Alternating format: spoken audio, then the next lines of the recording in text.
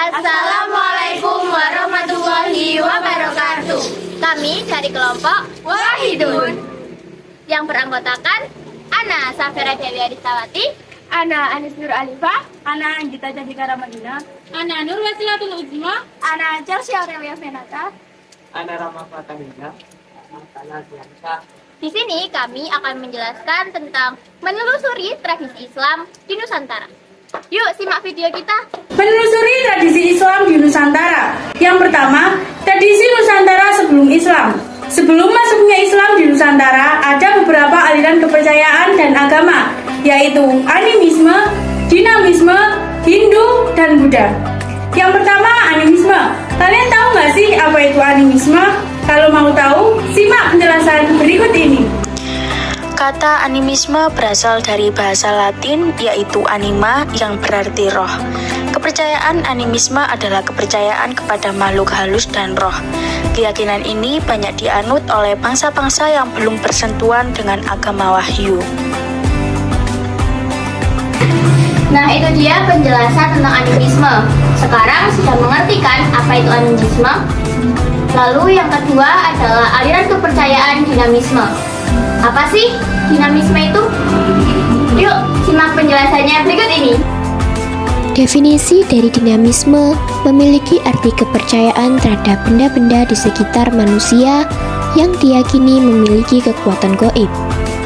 Dalam ensiklopedia umum, dijumpai definisi dinamisme sebagai kepercayaan keagamaan primitif yang ada pada zaman sebelum kedatangan agama Hindu di Indonesia.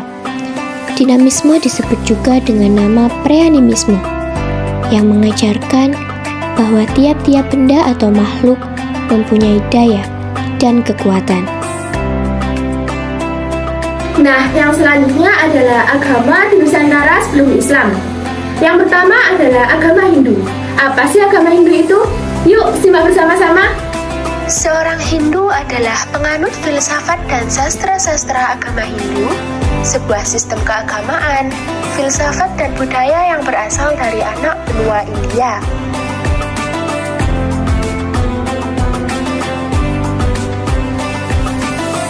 Nah, setelah agama Hindu, yang selanjutnya adalah agama Buddha. Apa sih agama Buddha itu?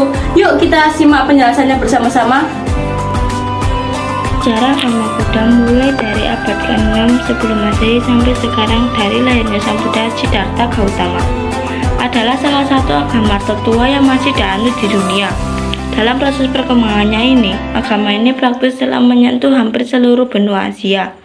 Sejarah agama Buddha juga ditandai dengan perkembangannya banyaknya aliran dan mazhab, serta perpecahan-perpecahan. Yang utamanya diantaranya adalah aliran tradisi Theravada, Mahayana, dan Vajrayana, yang sejarahnya ditandai dengan masa pasang dan surut.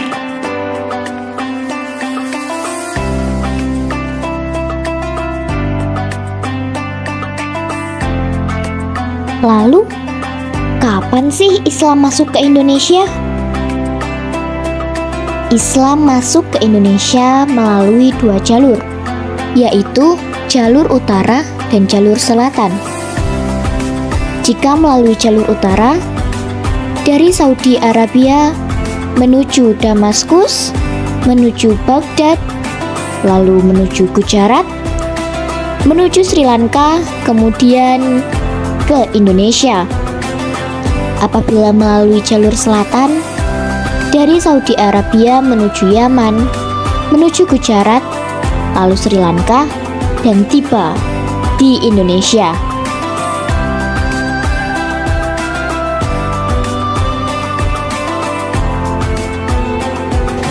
Lalu Islam masuk ke Nusantara dan melakukan akulturasi budaya.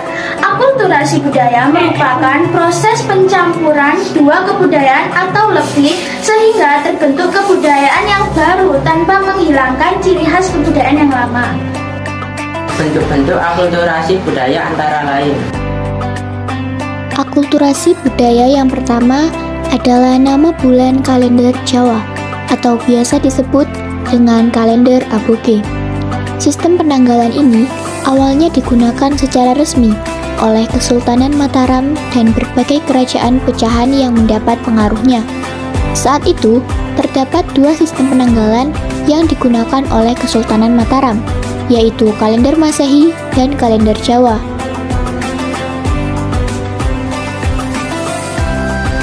Nah, dalam tabel ini tertera perbedaan dari nama bulan dalam Islam dan nama bulan dalam Jawa. Yuk pelajari sama-sama.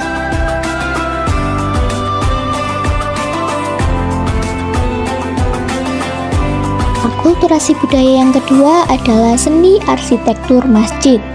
Dalam seni bangunan Islam, ada perpaduan antara unsur Islam dengan budaya pra-Islam yang sudah lebih dulu ada.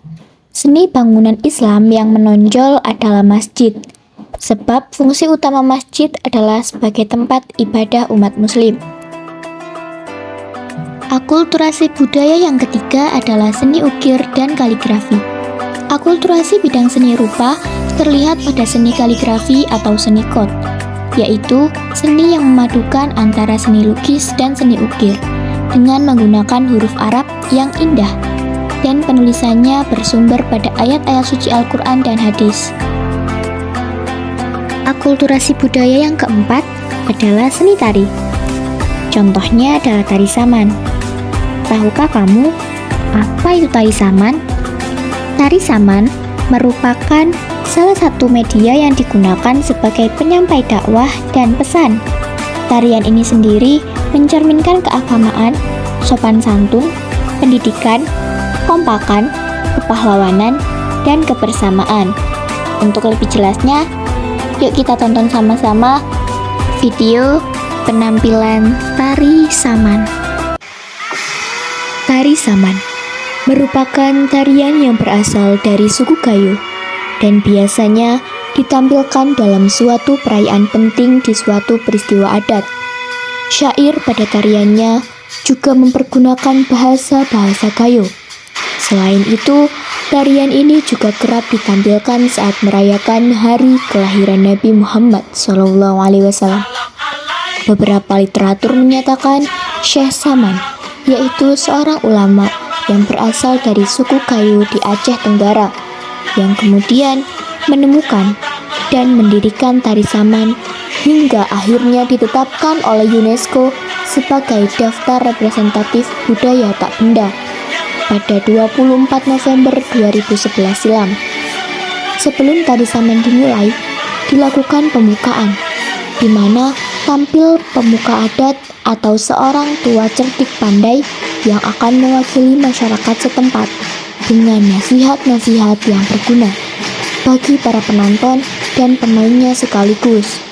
Syair dan lagu pengungkapnya sendiri dilakukan secara bersama-sama dan berkesinambungan. Penari saman biasanya terdiri dari pria-pria muda yang menggunakan pakaian adat. Penyajian tarian ini juga kemudian dipertandingkan antar grup dan grup tamu. Penilaian terhadap tari saman akan dititik beratkan pada kemampuan setiap grup dalam mengikuti berbagai gerakan, lagu atau syair dengan betul tari yang disajikan oleh pihak lawan. Sebab tari saman dapat dikreasikan dengan gerakan yang berbeda-beda.